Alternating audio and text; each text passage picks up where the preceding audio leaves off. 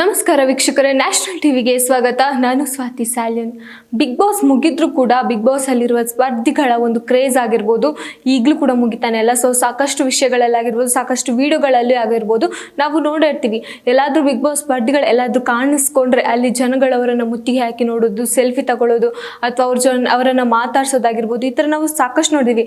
ಅದರಲ್ಲೂ ಈ ಸೀಸನಲ್ಲಿ ಮೇಯ್ನ್ ಆಗಿ ಪರ್ಟಿಕ್ಯುಲರ್ ಆಗಿ ಹೇಳಬೇಕಂದ್ರೆ ಮೇಯ್ನ್ ಆಗಿ ಈ ಸೀಸನಲ್ಲಿ ಇರುವಂಥ ಕ್ರೇಜ್ ಏನಿದೆ ಬೇರೆ ಯಾವ ಸೀಸನ್ ಅಲ್ಲೂ ಇರಲಿಲ್ಲ. ಸೊ ಎಲ್ಲಿ ನೋಡಿದ್ರು ಈಗ ಬಿಗ್ ಬಾಸ್ ಮುಗ್ದ ಒಂದು ತಿಂಗಳವರೆಗೂ ಜನಗಳು ಆ ಒಂದು ಗುಂಗ್ನಲ್ಲಿ ಇರ್ತಾರೆ. ಅಂದರೆ ಬಿಗ್ ಬಾಸ್ ಗುಂಗಲ್ಲಿ ಆಗಿರ್ಬೋದು, ಅಥವಾ ಸೆಲೆಬ್ರಿಟಿ ಅವರನ್ನು ಮೀಟ್ ಮಾಡೋದಾಗಿರ್ಬೋದು, ಅಥವಾ ಅವರನ್ನು ನೋಡೋಕ್ಕೆ ಕಾಯ್ತಾ ಇರೋದಾಗಿರ್ಬೋದು, ಅಥವಾ ಅವರೆಲ್ಲಾದ್ರೂ ಬಂದಾಗ ಅವ್ರನ್ನ ಮುತ್ತಿಗೆ ಹಾಕೊಂಡು ಸೆಲ್ಫಿ ಆಗಿರ್ಬೋದು, ಅವರನ್ನು ಮಾತಾಡ್ಸೋದಾಗಿರ್ಬೋದು, ಈ ಥರ ಮಾಡ್ತಾ ಇರ್ತಾರೆ. ಬಟ್ ಬಿಗ್ ಬಾಸ್ ಮುಗಿದ್ರು ಈಗ ಒಂದು ಮೂರ್ನಾಲ್ಕು ತಿಂಗಳು ಆಗ್ತಾ ಬಂತು. ಆದರೂ ಕೂಡ ಈ ಬಿಗ್ ಬಾಸ್ 12 ಕ್ರೇಜ್ ಏನಿದೆ ಸಿಕ್ಕಾಪಟ್ಟೆ ಇದೆ ಅಂತ ಹೇಳ್ಬೋದು. ಯಾಕಂದರೆ ಅಷ್ಟು ಕ್ರೇಜನ್ನು ಹುಟ್ಟು ಹಾಕಿರುವಂಥ ಸೀಸನ್ ಇದು. ಸೊ ಹಾಗಾಗಿ ಈ ಸೀಸನ್ನ ಸ್ಪರ್ಧಿಗಳಿಗೆ ಏನೆಲ್ಲ ಅಂದರೆ ಕೆಲವೊಂದು ವಿಚಾರದಲ್ಲಿ ಆಗಿರ್ಬೋದು ಅವರವರೇ ಒಂದು ವಿಡಿಯೋಗಳನ್ನು ಮಾಡ್ಕೊಳ್ಳೋದಾಗಿರ್ಬೋದು. ಈಗ ರಾಶಿಕಾ ಮತ್ತು ಅಶ್ವಿನಿ ಅವರಾಗಿರ್ಬೋದು, ಅವರು ವಿಡಿಯೋಗಳನ್ನು ಮಾಡ್ಕೊಂಡು ಹಾಕೋದಾಗಿರ್ಬೋದು. ಸೊ ಜನಗಳ ಜೊತೆ ಈಗಲೂ ಅವ್ರು ಕೂಡ ಒಂಥರ ಮಿಂಗಲ್ ಆಗಕ್ಕೆ ಟ್ರೈ ಮಾಡ್ತಾ ಇದ್ದಾರೆ. ಅಂದರೆ ಜನಗಳ ಜೊತೆ ಈಗಲೂ ಅವರು ಜರ್ನಿಯನ್ನು ಸ್ಟಾರ್ಟ್ ಮಾಡ್ಕೊಂಡಿದ್ದಾರೆ ಅಂತಲೇ ಹೇಳ್ಬೋದು. ಯಾಕಂದರೆ ಕೆಲವೊಬ್ಬರು ಈಗ ಬಿಗ್ ಬಾಸ್ ಮನೆಯಿಂದ ಹೊರಗಡೆ ಬಂದ ಮೇಲೆ ಅವ್ರಿಗೀಗ ಏನು ಜನಗಳ ಜೊತೆ ಇಂಟ್ರ್ಯಾಕ್ಟ್ ಮಾಡಬೇಕಾ, ಜನಗಳ ಜೊತೆ ಮಾತಾಡಬೇಕಾ, ಸೊ ಅವ್ರಿಗೆ ಸೋಷಿಯಲ್ ಮೀಡಿಯಾ ಒಂದು ಪ್ಲ್ಯಾಟ್ಫಾರ್ಮ್ ಅವ್ರ ಜನಗಳ ಜೊತೆ ಮಾತಾಡೋಕ್ಕೆ. ಸೊ ಹಾಗೆಯೇ ಕಾವ್ಯ ಅವರು ಕೂಡ ಎನಿಥಿಂಗ್ ಆಸ್ಕ್ ಅನ್ನೋ ಒಂದು ಕ್ವಶನ್ ಅನ್ನ ಮಾಡ್ಕೊಂಡಿದ್ದಾರೆ. ಅಂದರೆ ಇನ್ಸ್ಟಾಗ್ರಾಮಲ್ಲಿರುವಂತಹ ಒಂದು ಚಿಕ್ಕ ರೌಂಡ್ ಅದು.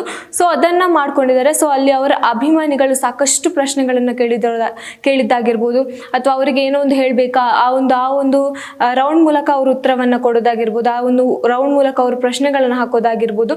ಈ ಥರ ಒಂದು ಚಟುವಟಿಕೆಯನ್ನು ಕಾವ್ಯ ಅವರು ತಮ್ಮ ಇನ್ಸ್ಟಾಗ್ರಾಮ್ ಖಾತೆಯಲ್ಲಿ ಏರ್ಪಡಿಸಿದ್ರು. ಸೊ ಆ ಒಂದು ಇನ್ಸ್ಟಾಗ್ರಾಮ್ ಖಾತೆಯಲ್ಲಿ ಓರ್ವ ಕಿಡಿಗೇಡಿ ಅಂತಾರಲ್ಲ, ಒಬ್ಬ ಕೆಲಸಕ್ಕೆ ಬಾರದಿರುವಂಥ ವ್ಯಕ್ತಿ ಅಂತಲೇ ಹೇಳ್ಬೋದು, ಏನೋ ಒಂದು ಮೆಸೇಜನ್ನು ಅಂದರೆ ಏನೋ ಒಂದು ಪ್ರಶ್ನೆಯನ್ನು ಹಾಕ್ತಾನೆ. ಸೊ ನೀವು ಧನುಷ್ ಅವರ ಎರಡನೇ ಪತ್ನಿ ಹೌದಾ ಅಂತ, ಅಂದರೆ ಎರಡನೇ ಪತ್ನಿ ಅಂತೆ ಹೌದಾ ಅನ್ನೋ ಪ್ರಶ್ನೆಯನ್ನು ಹಾಕ್ತಾನೆ. ಸೊ ಇದನ್ನು ನೋಡಿದ ಕಾವ್ಯ ಅವರಿಗೆ ಸಿಟ್ಟು ಬರುತ್ತೆ. ಯಾಕಂದರೆ ಇಂಥ ಒಂದು ಪ್ರಶ್ನೆ, ಈಗ ಧನುಷ್ ಅವ್ರಿಗೆ ಆಲ್ರೆಡಿ ಮದುವೆ ಆಗಿದೆ, ಅವರು ಬಿಗ್ ಬಾಸ್ ಮನೆಯಲ್ಲಿ ಒಳ್ಳೆ ಸ್ನೇಹಿತರಾಗಿದ್ರು. ಈಗ ಸ್ಪಂದನೆ ಮತ್ತು ಕಾವ್ಯ ಆಗಿರ್ಬೋದು, ಧನುಷ್ ಆಗಿರ್ಬೋದು, ಬಿಗ್ ಬಾಸ್ ಮನೆ ಒಳಗಡೆ ಎಷ್ಟೆಲ್ಲ ಚೆನ್ನಾಗಿ ಒಂದು ಫ್ರೆಂಡ್ಶಿಪ್ಪನ್ನು ಬಾಂಡಿಂಗನ್ನು ಕ್ರಿಯೇಟ್ ಮಾಡ್ಕೊಂಡಿದ್ರು. ಸೊ ಹೊರಗಡೆ ಬಂದ ಮೇಲೂ ಅಷ್ಟೇ ಅವರು ಒಳ್ಳೆ ಫ್ರೆಂಡ್ಸ್ ಹಾಗೆ ಇದ್ದಾರೆ.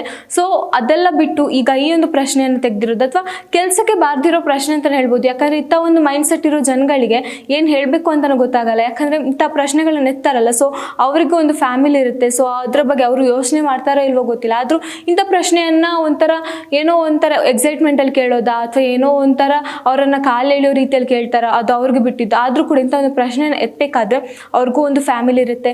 ಅವರು 4 ಜನಗಳ ಮಧ್ಯದಲ್ಲೇ ಬದುಕುವಂಥ ವ್ಯಕ್ತಿಗಳು. ಈಗ ಸೆಲೆಬ್ರಿಟಿ ಆಗಲಿ ಯಾರೇ ಆಗಲಿ, ಈಗ ಎಲ್ಲರ ಜೊತೆ ಅವ್ರ ಮುಖ ತೋರಿಸ್ಬೇಕು. ಸೊ ಇಂಥ ಒಂದು ಪ್ರಶ್ನೆಯನ್ನು ಎದ್ದಾಗ ಅವ್ರಿಗೆ ಎಷ್ಟು ಒಂದು ಅಗೌರವ ತರುತ್ತೆ ಅನ್ನೋದು ಸ್ವಲ್ಪ ಮನಸ್ಸಲ್ಲಿ, ಅಂದರೆ ತಲೆಯಲ್ಲಿ ಇಟ್ಕೊಂಡು ಕಮೆಂಟ್ ಆಗಲಿ ಪ್ರಶ್ನೆ ಆಗಲಿ ಮಾಡಬೇಕು ಅಂತ ನಾನು ಕೇಳ್ತಾ ಇದ್ದೀನಿ. ಯಾಕಂದರೆ ಅವರು ಒಂದು ಜನಗಳ ಮಧ್ಯೆ ಬದುಕುವಂಥ ಜೀವಿಗಳು, ಅವರು ಕೂಡ ಮನುಷ್ಯರು, ಅವ್ರಿಗೂ ಕೆಲವು ಭಾವನೆಗಳಿರುತ್ತೆ. ಸೊ ಅಂಥದ್ರಲ್ಲಿ ಇಂಥ ಅವರ ಒಂದು ಭಾವನೆಗೆ ಧಕ್ಕೆ ಬರುವಂಥ ಪ್ರಶ್ನೆ ಆಗಿರ್ಬೋದು, ಅಥವಾ ಅವರ ಅಗೌರವಕ್ಕೆ ಆಗಿರುವಂಥ ಒಂದು ಪ್ರಶ್ನೆಯನ್ನು ಎತ್ತೋದು ತಪ್ಪಾಗುತ್ತೆ. ಸೊ ಅದಕ್ಕೆ ಕಾವ್ಯ ಅವರು ಏನೂ ಬಿಟ್ಟಿಲ್ಲ. ಸೊ ಕಾವ್ಯ ಅವರ ಏನು ಕೆಪಾಸಿಟಿ ನಮ್ಗೆ ಆಲ್ರೆಡಿ ಬಿಗ್ ಬಾಸ್ ಮನೆ ಒಳಗಡೆ ಗೊತ್ತು. ಅಶ್ವಿನಿ ಅವರಿಗೆ ಟಕ್ಕರ್ ಕೊಡೋಕ್ಕೆ ಕಾವ್ಯ ಅವರೇ ಸರಿಯಾಗಿದ್ರು. ಸೊ ಎಲ್ಲ ವಿಷಯದಲ್ಲೂ ಸ್ಟ್ಯಾಂಡನ್ನು ತಗೋತಿದ್ರು ಕಾವ್ಯ ಅವರು. ಸೊ ಇವತ್ತು ಅವರ ವಿಷಯಕ್ಕೆ ಅವ್ರು ಸ್ಟ್ಯಾಂಡ್ ತಗೊಂಡಿದ್ದಾರೆ.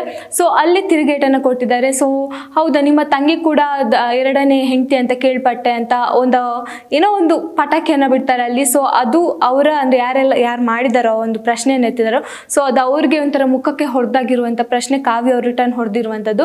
ಸೊ ಹಾಗಾಗಿ ಕಾವ್ಯ ಅವರು ಇದಕ್ಕೆ ಸುಮ್ಮನಿರಲಿಲ್ಲ. ಕಾವ್ಯ ಅವರು ಅದಕ್ಕೊಂದು ಪ್ರಶ್ನೆಯನ್ನು ಮಾಡಿದ್ದಾರೆ. ಸೊ ಎಲ್ಲೋ ಒಂದು ಮುಟ್ಟಿ ನೋಡಿಕೊಂಡು ಹೊಡೆಯೋ ಥರ ಅವರೊಂದು ಏನೋ ಪ್ರಶ್ನೆಯನ್ನು ಹಾಕಿದ್ದಾರೆ. ಸೊ ಇದು ಕೇಳೋಕ್ಕೆ ನಿಮಗೆ ಸರಿ ಅನ್ಸುತ್ತಾ? ಇಲ್ವಲ್ಲ, ನಾವು ಕೂಡ ಮನುಷ್ಯರೇ ಅಂತ ಕೂಡ ಆ ಒಂದು ಪೋಸ್ಟ್ಗೆ ಹಾಕಿರ್ಬೋದು. ಆ ಒಂದು ಏನು ಪ್ರಶ್ನೆಯನ್ನು ಕೇಳಿದನೋ ಅದನ್ನು ಟ್ಯಾಗ್ ಮಾಡಿ ಕೆಳಗಡೆ ಕಾವ್ಯ ಅವರು ಉತ್ತರಿಸುವಂಥದ್ದು.